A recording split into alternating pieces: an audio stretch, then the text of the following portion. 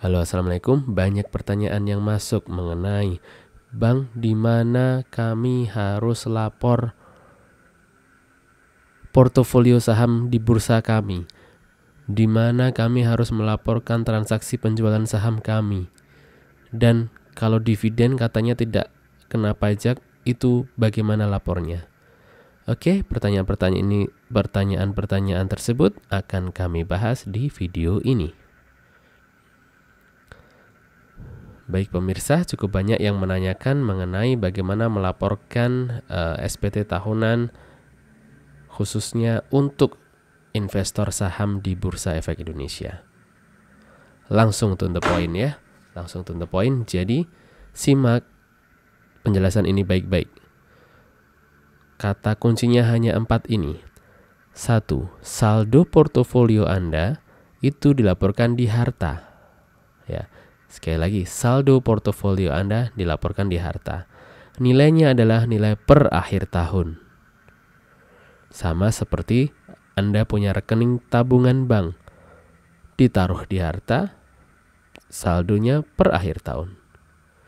Lalu untuk transaksi penjualan saham di bursa, ya, itu Anda sudah paham bahwa itu sudah dipotong PPh final 0,1% oleh bursa atau 1/1000. Nah, transaksi penjualan sahamnya ya dilaporkan di penghasilan bersifat final di 1770 lampiran 3. Lalu karena Anda berinvestasi di bursa, Anda sering dapat dividen. Dividen itu nanti ada 2 cara. Ada 2 perlakuan. Jika langsung Anda konsumsi, dalam hal ini Anda keluarkan dari sistem perbankan, Anda keluarkan dari sistem di sekuritasnya dan banknya, Anda keluar dan dikonsumsi, maka itu kena pajak dividen 10%. Nah, apabila dividen itu masih ada di dalam sistem keuangan, ya, atau tidak Anda withdraw, tidak Anda tarik, dan itu adalah minimal 3 tahun, maka itu tidak kena pajak atau bukan objek pajak.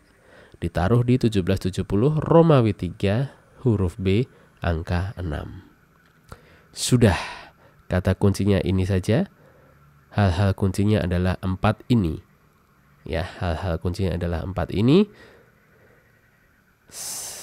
Lalu bagaimana praktiknya? Adalah seperti ini.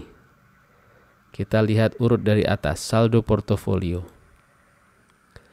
Saldo portofolio Anda taruh di 1770 lampiran 4, ya, kodenya yang bawah ini 031 ini. Saham yang dibeli untuk dijual kembali.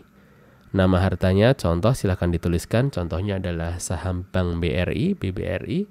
Misal Anda, lalu tahun perolehan itu kapan?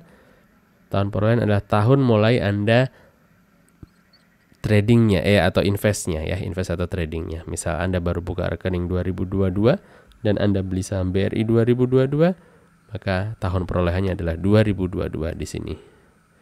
Lalu harga perolehan adalah khusus untuk yang seperti ini, harganya adalah harga akhir. Saldo per akhir tahun 31 Desember. Misal ketika itu Anda beli di 750 juta rupiah, lalu di akhir tahun market value-nya di 1 miliar, maka Anda tuliskan 1 miliar. Keterangannya silahkan tuliskan perusahaan sekuritas apa yang Anda gunakan. Contohnya di sini adalah Mandiri Sekuritas. Oke, seperti ini tampilan untuk yang atas sendiri ini, saldo portofolio. Berikutnya tampilan untuk yang bawah, penjualan saham di Bursa Efek Indonesia.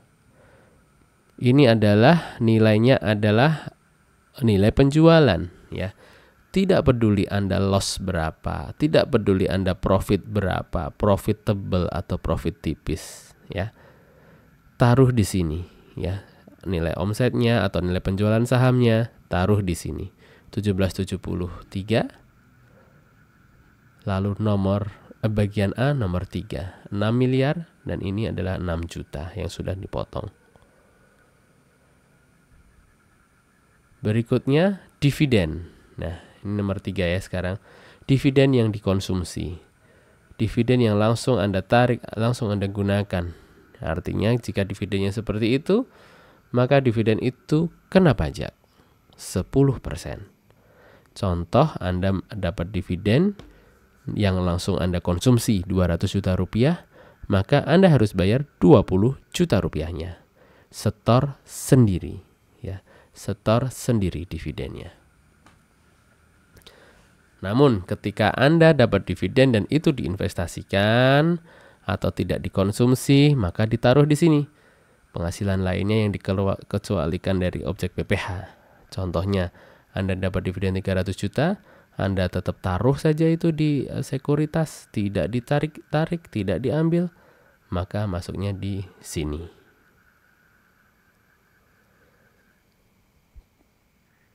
Namun perlu diingat, untuk dividen tidak kena pajak, ya, itu harus diinvestasikannya minimal 3 tahun dan dilaporkan, laporan realisasi investasi dividen. Videonya ada di deskripsi di bawah. Dan selesai pemirsa, itulah tadi perlakuan, ya, perlakuan penghasilan atas investasi saham di Bursa Efek Indonesia. Kami sampaikan lagi bahwa kata kuncinya adalah 4. Ada 4 case yang saldo portofolio dilaporkan di harta, transaksi jual saham dilaporkan di penghasilan bersifat final 1773, penghasilan dividen di 1773 juga, dan penghasilan dividen jika diinvestasikan 1773 B6. Sekian penjelasannya, semoga bermanfaat. Apabila ada yang masih ingin ditanyakan, silakan tuliskan di kolom komentar di bawah. Salam sehat, salam sukses selalu dari tipspajak.com dan Tips Pajak Media. Wassalamualaikum warahmatullahi wabarakatuh.